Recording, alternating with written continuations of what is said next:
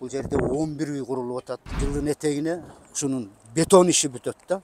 Кепилдик берилеби ошого? Кепилдик берилет. Именно кезекте тургандар пәтерлерди алса болот.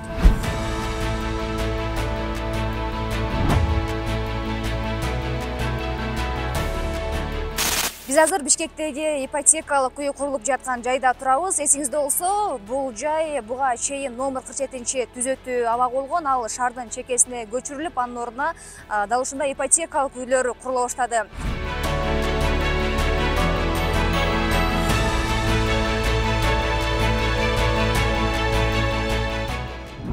Амансызбы кадырман көрүүчү, биз бүгүнкү чыгарылышта дал ушул ипотекалык үйдүн курулушу кайсыл этапка жетти жана кандай шарттарда берилет? Алдыда кенен тааныштырабыз. Саламатсызбы? Саламатчылык. Биз кабар маалымат агенттигинен келип калдык. Сиз бул жакта курулуш ишине жооп берет экенсиз. Ооба. Мүмкүн болсо ушул ипотекалык үй курулушу качан башталды? Сапат кандай болду? Кайсыл этапка жеттиңиздер? Кенен айтып берсеңиз. Жакшы болот. Эми бул объектини мына президентибиз Садыр Жапаров Нуркожоевдун демилгеси менен мына көрүп атасыңар, ушундай ипотекалык үйлөр салынып атат. Бул жерде 11 үй курулуп атат. 11 үй 18 этаждан. Мына котлованда 6, аркы котлованда 5. Бардыгы 11 үй курулуп атат. Бул февралдын этегинде башталган. Биринчи бетондорубузду мына фундаментный плиталарды куя баштаганыбыз марттан баштап куйдук. Азыр мына жерде бүт 11 блоктун фундаменттери куюлган. Бул өтө тездикте куюлду. Эмне үчүн дегенде, бул жерде атайын сборный металлический немелерден коюлган, опалубкалардан. Баягындай фанера колдонулган жок, ошон үчүн бат куюлду. Аркы жактагы 5 блокта куюлду. Арматура каркастары байланды. Эми 6 блоктун подвалдын стенасы куюлду. Биринчи этаждын стенасы куюлду. Эми плита перекрытиясы куюлат. 6 блок эми биздин график боюнча ушул жылдын этегине ушунун бетон иши бүтөт да. Бетон иши бүтөбүз деп өзүбүз график менен ошондой койгонбуз. Азыр пока график менен кетип атат.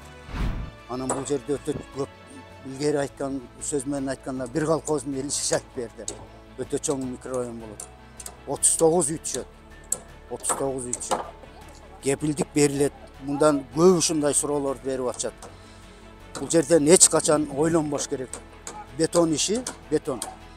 Сапаты менен биз мындай кылабыз. Бетон алгандан кийин муну куярдан мурун терден текшеребиз алдын ала. Ушул чын эле 350 маркабы. Андан кийин куюлуп атканда дагы кубиктерди алабыз. 10 сантиметр, 10 сантиметрге. Аны, значит, 1 ай сакталат. 7 күндөн кийин биринчи испытание салат, анан 28 күндөн кийин экинчи сапатын текшерилет.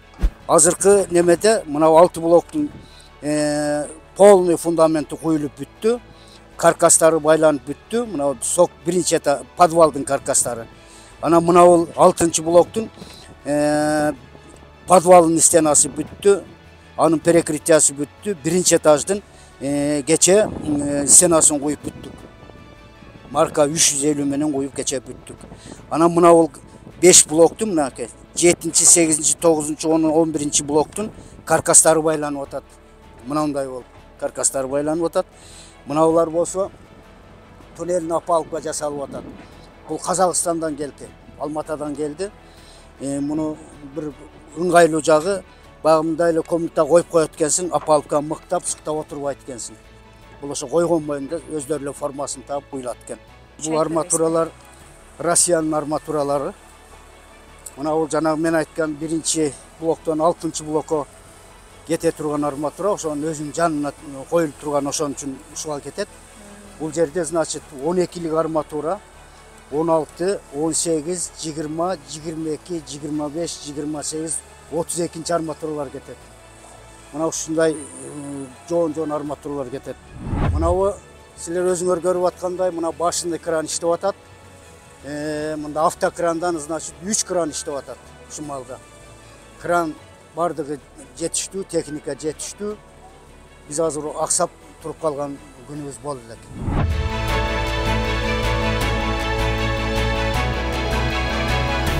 Ардактуу көрүүчү, эми ипотекалык үй кандай шартта берилерин түшүндүрүп берели.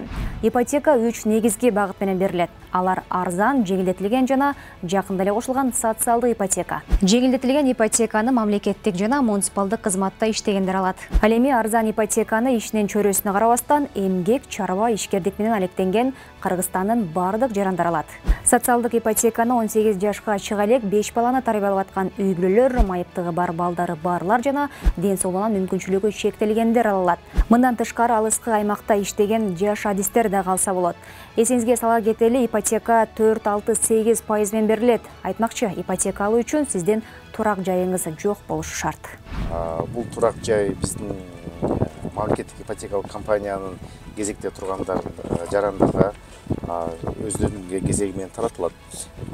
Бул эң негизгиси бюджеттик тармакта иштеген кызматкерлер жана алардан тышкары дагы башка жарандар дагы именно кезекте тургандар патирлерди алса болот.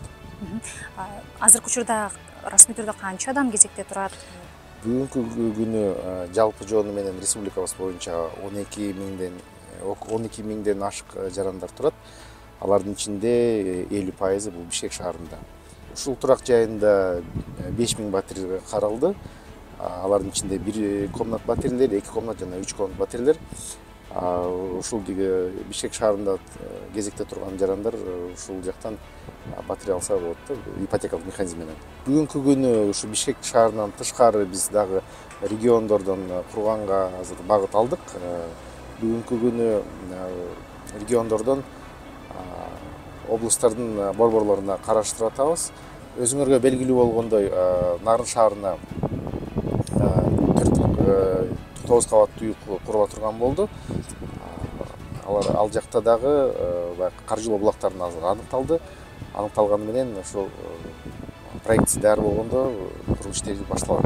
Нарын облусунда андан тышкары азыр Талаш шаарына караштырып атабыз. Жер тилкеси даяр болону менен проектисин өтөбүз. Андан тышкары дагы Жалал Абад шаарында дагы жер тилкеси аныкталды. Ал жактын дагы проектиси азыр даярдалып атат. Алардын баары даяр болгондон кийин, каржылоо булактары аныкталгандан кийин курулуш иштери башталат.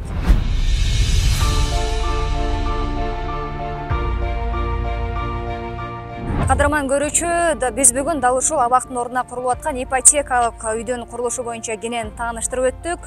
Бул ипотекалык шартта салынып аткан жалгыз турак жай эмес. Мындан тышкары аймактарда дагы курулаарын буга чейин мамлекет башчы да эскертип өткөн.